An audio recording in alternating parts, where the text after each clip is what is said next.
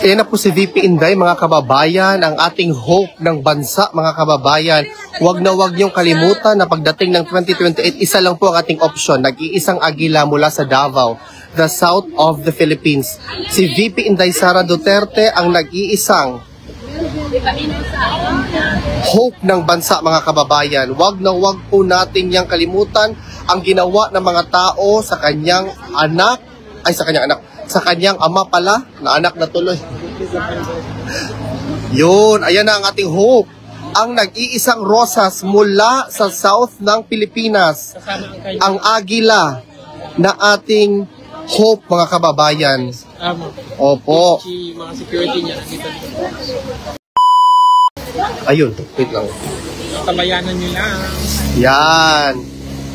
Yan na po ang ating, agoy, ginoo ko, nag-iisang Vice President na napakaganda, matalino, independent, decisive, the future of our country, at gumagamit ng CeraVe.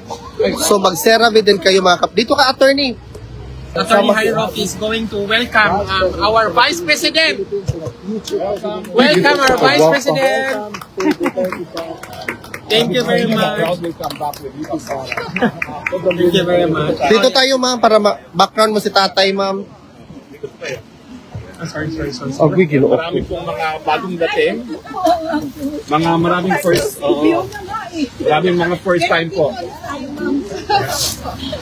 May mga first time po tayo from Sweden. Nasaan yung mga taga-Sweden? May first time tayo na galing sa Norway. At may first time tayo from Davao. Straight from Davao. Saudi Arabia. And siyempre, Germany. And of course, the Hague and Netherlands residents. Ma'am, kamusta po si Tatay Dico sa inyong pagdalaw? Okay lang naman siya ngayon. He's not in the mood.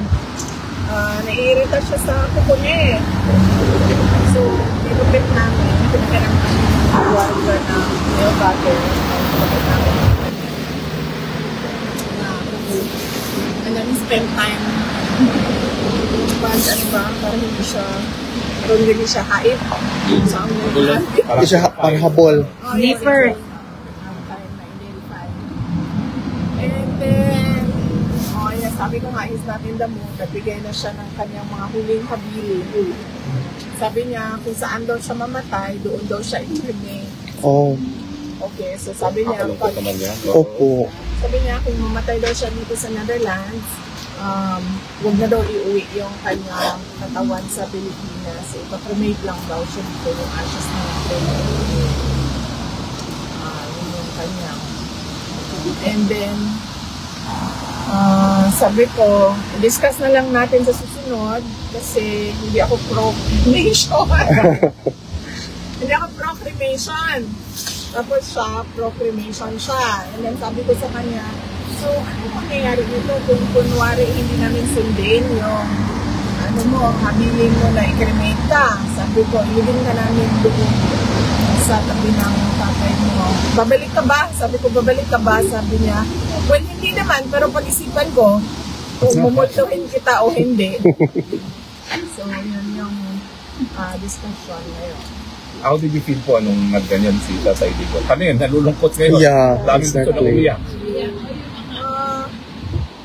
Well, natural din naman na siguro yung sa 8 years old, no? Na mag-isip ng ganon. So, and mabuti na rin yun na alam natin lahat kung ano yung kanyang last wishes para magagawa yun kapag nangyari. Are you prepared for that, Vice President?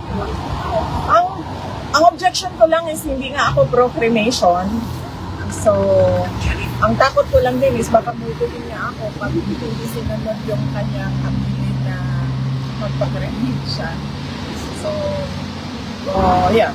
Ma'am, once again, you've proven you're a woman of steel kasi yung dalawa mong kapatid na lalaki, very emotional pag nagkaganyan na si Tatay Dico. Where do you get the strength?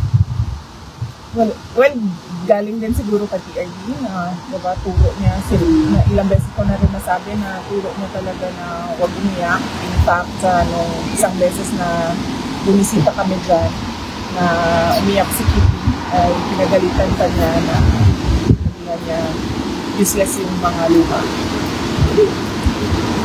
Meron ba ho siyang request meanwhile? Wala. Yun, yung pagputol ng kuko niya, ni-request yun. And then, yun lang naman. Yun lang yung request. Kanina, nag-request siya ng Coke Zero naman. Nabili niyo naman po doon? Yes, nabigay ko naman yung Coke Zero. But I think, kasi hindi na ata siya ina-allow ng Coke Zero. So, nagsisikreto siya doon sa visitor center. So, wait, Coke Zero. Nasabi ma'am ni Ma'am Elizabeth na tinigil na lahat ng gamot. Is that because wala na siyang sakit or? Hindi ko alam kung anong ni Mama. Sinabi. Hindi ko alam kung anong napag-usapan nila ng mother ko. Hindi din namin napag-usapan din kasi kanina yung kanyang health. Pero sa nakita ko naman, hindi naman siya. Kumayat siya, sobrang kayat lang talaga niya. Pero hindi naman siya napansin ko kanina, hindi ko na minention kasi medyo hindi na maganda yung putis niya. Okay, nag-CeraVe VP. Hindi ko nga alam yun. Maganda yung putis niya. Hindi, kasi pumayat siya, di ba? So, you would expect na maglaylay ba? Hindi eh. Tight yung... Firm. Para siyang nagultera eh. Firm yung, tight yung kanyang dito, tsaka firm. Tapos yung kanyang wrinkles nandito lang sa noo eh. Pero ma'am, yung picture dyan, may hindi siya... skincare siguro sa loob na hindi natin alam. Ma'am, yung picture, hindi na yung ganun siya kaano? Hindi na. Okay. Ma'am, would it be possible for the Filipino people to even have a glimpse through a picture kay PRRD, ma'am? We will ask the lawyers if that is even allowed. And then we'll ask them to take a photo kung i-allow. Ayan lang. Okay. Kababayan natin na nandito ngayon sa Duterte Street. Opo.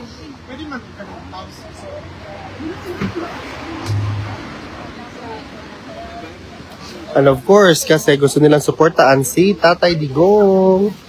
Tatay Digong. Hello. Gusto niyo bang mag-ano tayo, ma'am? Mag-group picture tayo lahat? Sige, mag-group picture tagang. Group picture ta ba? Ma'am, mag-group picture tayo.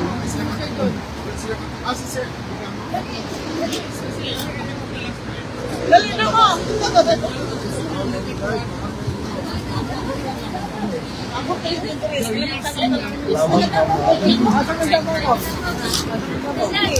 Ma'am, mag-group picture tayo, ma'am. Mag-group picture tayo, ma'am. Pinaka-the-best na singer so far. So far? Yes. Yung ano yung hindi trying hard na. Singer talaga. I observed there in United Kingdom, world class ang mga artist nito. Naila-ila na mga top singers ito. Ma'am, mag-picture na ma'am. Group picture. Alam niya lahat halos. Gang, group picture tagang. Sige.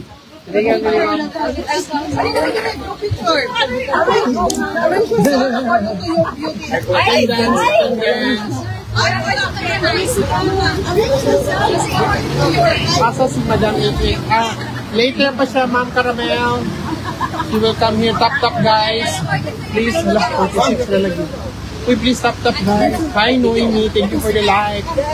Mapil ka? Mapil ko. Mapil ka. Iswag ta din kapit. Mapil.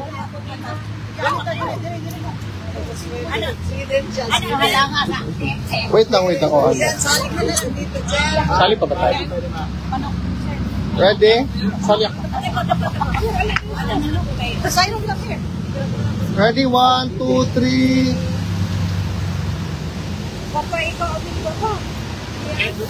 Ikaw pa. Wait lang. 1, 2, 3. Ako po balik.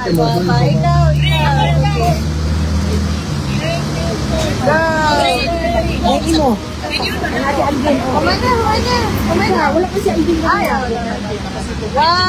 3, smile. Foto na. Video. Video? Duterte! Bravo!